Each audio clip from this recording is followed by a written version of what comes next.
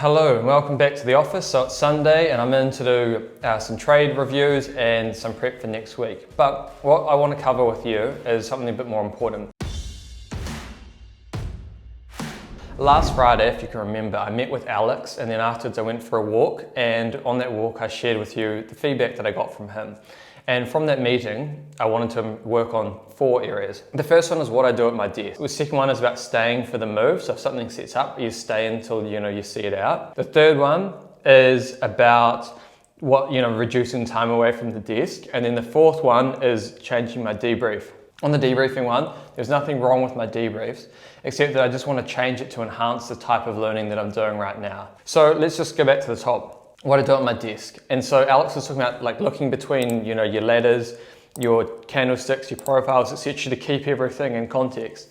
And I often found myself just staring at the ladders, and after a while my focus would disappear because you stare at something so long that you don't really take it in. You can be focused for like 3 or 4 hours, but you can't focus on one thing for 3 or 4 hours. You need to have a bit of variety in there as well.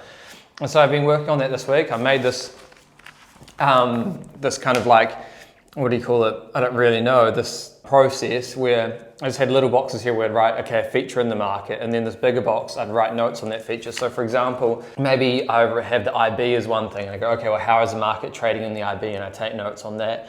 And then I go, okay, when it challenges the IB high and say drives out, how does that happen? And then at the top, maybe I see some absorption at a level, and I put that level down and write what the price action was like there. And so as I do that, it's keeping me just like totally in sync with the market. And I found it really helped. And so I thought, before this week, maybe once or twice a week, I'd kind of get really in sync with the market, and then I'd, get on a really good trade.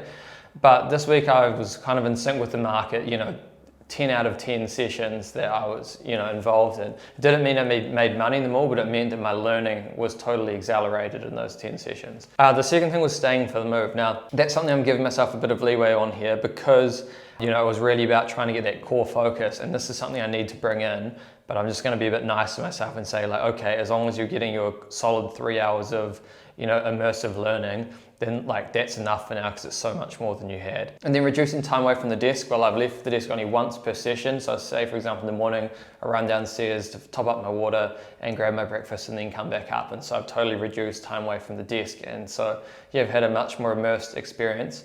And so when I caught up with Alex yesterday, I was just sharing this with him and he seemed pretty happy. And what I can say is, the advice he gave me was so true that, really being immersed in the market means so much for your growth and development. So I'll focus with that. It's been 5 days of doing it. I think it takes at least 10 to make a habit. So we'll just keep, working away at that, and we'll see how we get on. Hey, so we're back at my desk now. We're just going to look over the key parts of the FOMC meeting.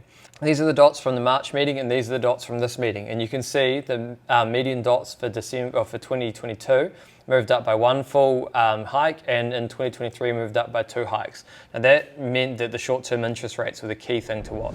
Hey, so we're looking at the December 23 euro dollar now. It had priced in 1.5 hikes. It took 1 minute 30 to price in half of this next half hike, and then a whole of 43 minutes to price in everything, so it was aligned with the dots. So while this is offered, you want to be short end bonds, long US dollar, and short S&P. Alright everybody, that was the short and sweet version of the FOMC. I'll see you back in the office tomorrow.